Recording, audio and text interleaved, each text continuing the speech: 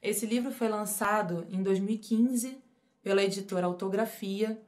É um livro muito especial para mim e eu costumo dizer que ele nasceu quando a vida vinha em mim de fora para dentro. É como se naquele momento em que eu comecei a escrever mais formalmente, a vida acontecesse de fora para dentro e não mais de dentro para dentro como costumava ser. Assim eu defino Entretantos. Entretantos nasceu no momento em que a minha vida deixou de ser de dentro para se significar de fora para dentro. E em meio às insignificâncias, nasceu a palpável leveza da ficção. O real, subvertido em palavras inventadas. A partir desse nascimento, meus olhos passaram a enxergar os cantos que ninguém percebia. A cada história, um encontro e um desencontro de muitas outras histórias, de tanta gente que, de modo velado ou revelado, apresenta a vida e nela mesmo o seu avesso. Durante o processo de escrita do Entretantos, eu me questionei muitas vezes: o que eu escrevo? Eu não conseguia definir se era conto, se era crônica. Então eu preferi deixar os textos desse livro assim, num entrelugar. São textos que são contos e crônicas ao mesmo tempo, fundindo características desses dois gêneros. A maioria dos personagens desse livro são anônimos, mas mesmo quando não o são, quando são, por exemplo, a Catarina, o Zé, a Jussiara, eles permitem que eles sejam também qualquer um de nós, como característica mesmo da crônica. Esse livro, então, ele é dividido em alguns capítulos.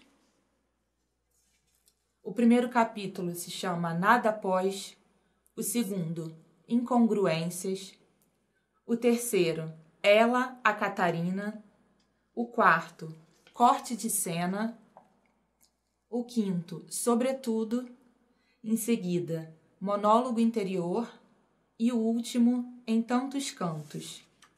São textos muito diferentes e acho que por isso eu fiz questão de colocá-los em blocos, né? Alguns são quase que cortes de cena mesmo, ou cortes de pensamento. Outros se aproximam mais da crônica. Outros têm personagens mais definidos, né? Como conto. Então, eu lembro exatamente do dia que eu fui registrar esse livro na Biblioteca Nacional. E eu tinha que preencher um formulário dizendo o gênero do livro. E eu me lembro que eu fiquei horas pensando se eu marcaria contos ou crônicas. E, sinceramente, hoje eu não lembro o que eu coloquei. Tanto que, quando alguém me pergunta, eu sempre digo que é um livro de crônicas e contos. E, claro, com uma carga, considerável de poesia. Apesar de não serem poemas, a poesia sempre fez parte da minha vida e cada um dos textos que está aqui recebe essa carga poética. Desse livro, eu queria compartilhar a leitura do último texto. É um texto que se aproxima muito mais da crônica e que diz muito sobre a influência da vida, das pessoas, ora desconhecidas, ora conhecidas, que estão aqui nesse livro. Há muitas pessoas que cruzaram meu caminho e viraram personagens dessas histórias e até hoje não sabem disso. Então, queria compartilhar a leitura do último texto, O Amor Está nos Muros. Eu não sei o que eles pensam dos nomes, dos muros, do amor. Não sei o que pensam sobre identidades generalizadas e amores compartilhados anonimamente. Corajosos amantes invadem o privado e o tornam público. As letras são de todo mundo, da rua inteira, do bairro inteiro e de ninguém. Não basta dizer, não é suficiente mandar um bilhete, uma carta. O mundo inteiro tem que saber daquele amor. Há melhor espaço que os muros para isso? Não importa de quem ele seja. O Zé, aquele da rua 15, teve a casa invadida pelo amor do Marcos pela Bruna. Bruna, nunca vou te esquecer. Eu te amo, Marcos. Se você também tem o nome de Bruna, Passou pela calçada do Zé e viu essa mensagem? Pode se sentir amada. Quem garante que ela não foi para você, Bruna? Pode sorrir agora. A dona Célia, aquela senhora da rua Machado de Assis, acordou cedo, como de costume, para lavar a calçada. Maria besta de todos os dias. Deu de cara com o amor declarado no seu muro, logo no dela. Não sei quantos palavrões xingou, mas foram muitos, e nenhum deles apagou o amor. Lucas e Aline, eu te amo. Hashtag até o fim. Lucas e Aline desejavam ficar juntos até o fim. Não sei quem jurara amor eterno ou se os dois o fizeram, mas sim, ficariam juntos até o fim. No muro da dona Célia, pouquíssimo tempo. O suficiente para ela gritar ao marido e solicitar que desse um jeito naquilo. Ora, vejam só, até o fim. Escrevem no muro dos outros e numa baboseira dessas. Lucas e Aline terminaram o namoro pouco tempo depois. Ficaram sim até o fim. Passou uma Aline por ali, e um Lucas também, pouco antes de o marido de dona Célia pintar o muro. Aline se sentiu amada e sorriu. Lucas olhou e desejou que fosse para ele. Não ousem dizer que não. Você se chama Lucas? Pode se sentir amado. João era poeta e teve o muro de sua casa invadido pelo amor não identificado pela Ju. Ju, te amo. Assim mesmo, sem vírgula para isolar o vocativo, e com o desenho de um coração mal feito ao lado. A Ju era amada por alguém. Alguém amava a Ju. A Juliana, a Jussara, a Julieta, a Jussiara, a Júlia, a Juliane, a Jurema. A Jussiara era catadora de papelão. Acordava todos os dias às 4 da manhã e começava seu ofício. Não tinha relógio para despertá-la, mas despertava pontualmente nesse horário. Saía de casa, não esse tipo de casa que costumamos oferecer esse nome, um pouco diferente. Não tinha porta, não tinha teto, não tinha nada. Jussiara passou pelo muro de João. Não sabia ler todas as palavras do mundo, só algumas. E seu nome era um deles, claro. Jussiara sorriu ao ver seu nome escrito no muro. Esfregou os olhos de sono para ter certeza de que era ele escrito ali. Jussiara, claro. Voltou em casa e pegou um pedaço de carvão. Voltou ao muro de João e escreveu: Jussiara te ama. Jussiara amava.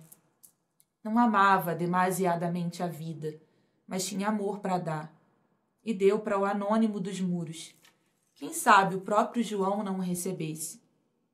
João não era muito de falar, e menos ainda de reclamar. Não acordou cedo como a Jussiara. Levantou às 11 e foi ao portão observar a rua como fazia rotineiramente. Ju, te amo. Jussiara te ama. João apagou o amor estampado em seu muro e escreveu uma poesia. Amor de Jussiara. Ficou bonito o poema. João não conhecia Jussiara, que não conhecia o seu amante, que mal sabia que a casa era do poeta João. Importava de quem fosse. Eu não sei o que eles pensam dos nomes, dos muros e do amor. Sei que este aparece todos os dias em um muro qualquer, de um dono qualquer, que ama, não ama, sente-se amado ou não sente nada. Sei que todos os dias um amor é apagado, no muro e na própria vida. Ele começa e termina, com começos e finais, felizes ou não. Começa e termina por diversos motivos. Segundo os muros, acaba até porque acabou o tesão. Termina às vezes antes de começar. Termina não se sabe onde e algumas vezes sem um porquê. É revelado nos muros. Invade a casa dos outros com declarações verdadeiras. Outras nem tanto. Um tanto vazias, umas infiéis ao português, outras poetizando as palavras, mas nenhuma delas sem o vazio e paradoxalmente completo eu te amo. Nos muros ou dentro de nós, pelo certo ou pelo errado, por extensão natural dos relacionamentos, ou por verdade sentimental, hoje, ontem, amanhã, quando adulto ou criança, quando idoso, o amor está em nós. Ou em algum momento estará, e não precisa estar nos muros para ser o abstruso e fantasioso amor. Algumas pessoas fizeram parte desse livro de maneira muito especial. Uma delas é Denise Miller. A Denise é professora, trabalha comigo e fez a fotografia de capa desse livro. Eu me lembro que quando eu pedi para ela fazer a fotografia, eu tentei explicar, o que eu queria dizer com esse livro, o que eu queria passar com esse título, Entretantos.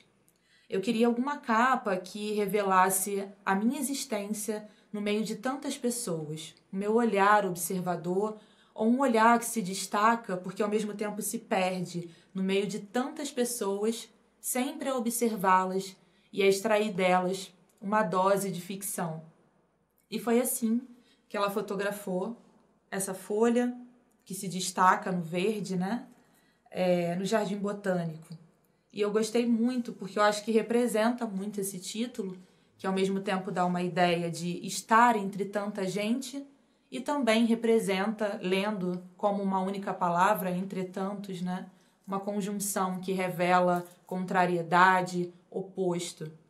Era assim que eu me sentia, sempre na rua, sempre com um caderninho de anotações, a observar as pessoas que estavam à minha volta e fazer delas grandes personagens.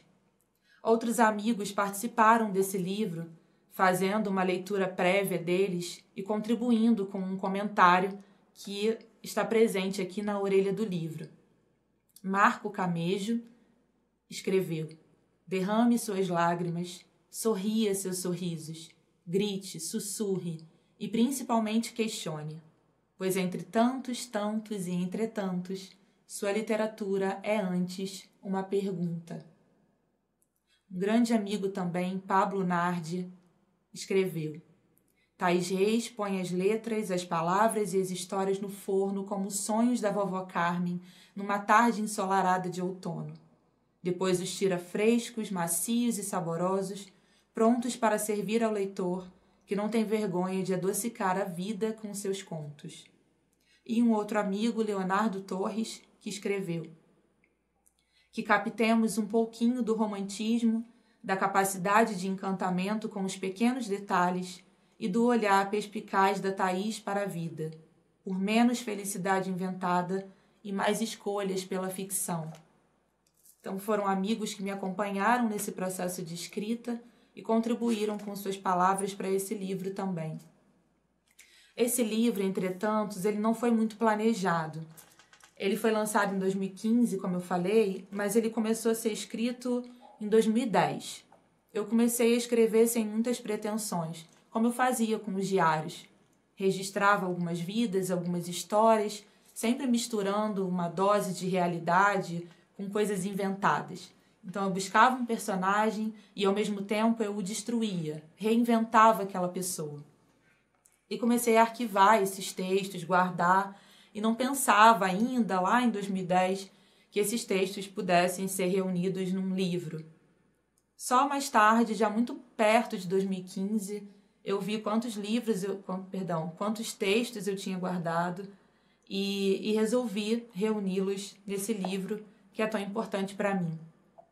Hoje eu olho para ele e vejo uma outra pessoa, porque tem muito de mim aqui nessas páginas também. Ao mesmo tempo que eu enxergo aquela Thaís lá de alguns anos, eu vejo também muito de mim ainda aqui. Então é um livro que eu guardo com muito carinho, que de alguma forma me reafirmou como escritora, como artista. E reler suas histórias, sempre me dá muita saudade de alguns momentos da vida e revelação também de uma pessoa que se construiu dentro dessa escrita, dentro e fora dessa escrita, e se fez artista aos poucos, timidamente, sem a princípio aceitar tanto essa ideia e depois conseguir, a partir desse livro, materialmente falando, apresentar a sua arte para o mundo.